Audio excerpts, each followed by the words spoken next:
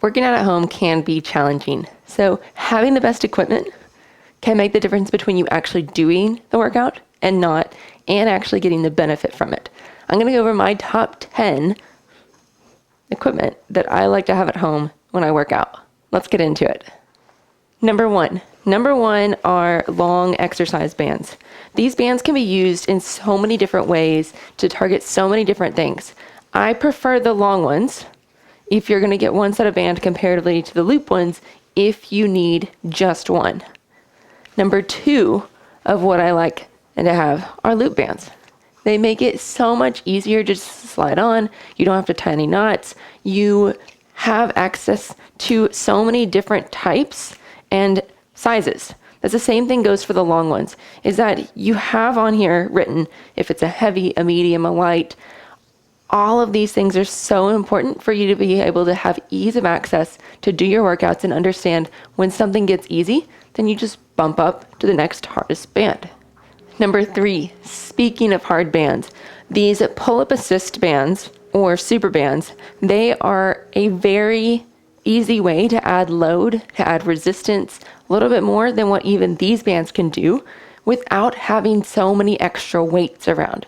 These are so handy to have around. They can travel with you as well, and you can do so many different types of exercises with them. A way to attach your bands to door. This is number four. Number four, this is such an ease of use. Yes, you can tie knots in some of the bands to pull from, but this makes it so much easier just to put this inside the door, close the door, and then now you have an attachment point that can move up and down for you depending on what exercise you want. These are so handy to have around. Number five, I prefer to have some light, easier weights around for my upper body. My upper body's not quite the buff strong that I want it to be yet, but it's working on it. I like to have some fives, some threes.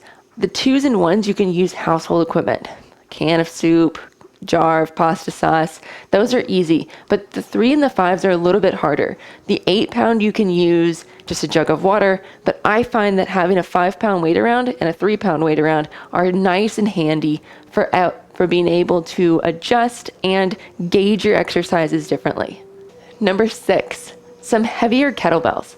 These are so nice to have, kettlebells in particular versus just heavier dumbbells, because you can load them and load yourself so much differently. You can do bottoms up. That makes it a little bit harder for whenever you're doing any presses. You can do any carries with this. You can just do so many more things with a kettlebell that you can't necessarily do with a dumbbell, or not as easy with a dumbbell. It makes you work so much harder in different ways, and so you don't have to have as many different types of weights or different sizes of weights, because you can go from holding the kettlebell like this and not making it as hard to holding it bottoms up, and now it becomes so much harder for you to control and stabilize. Number 7. Number 7 is a big Swiss ball or an exercise ball.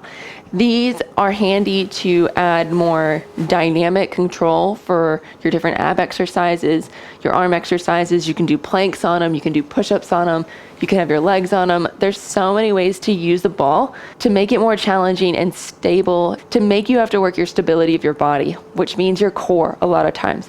And so this is a great add-on to work your core. It's also just fun to have around, especially if you have little kids. My little girl loves it, unless she thinks she's going to be chased by it. Then she's not so keen on it. But it's great to have around for your workouts. Number 8, it kind of goes along the same thing with the ball, but this is one that you can actually stand on, or you can use as cushioning for your knees. This foam pad enables me to kneel on it if I don't want to have any more pressure on the knees. I can also use it to offset and do different squats or lunges where I'm lunging actually on here. It's also cheaper than a BOSU. And so this gives you that unstable platform also for any balance exercises too that you're going to stand on.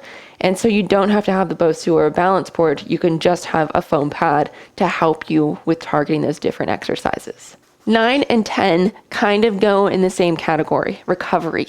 These two are wonderful to have around. They are great for mobilizing your upper back.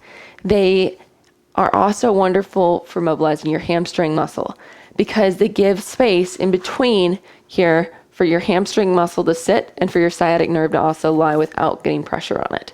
It's really great for that. A foam roller. I prefer the white foam roller, the long white foam roller.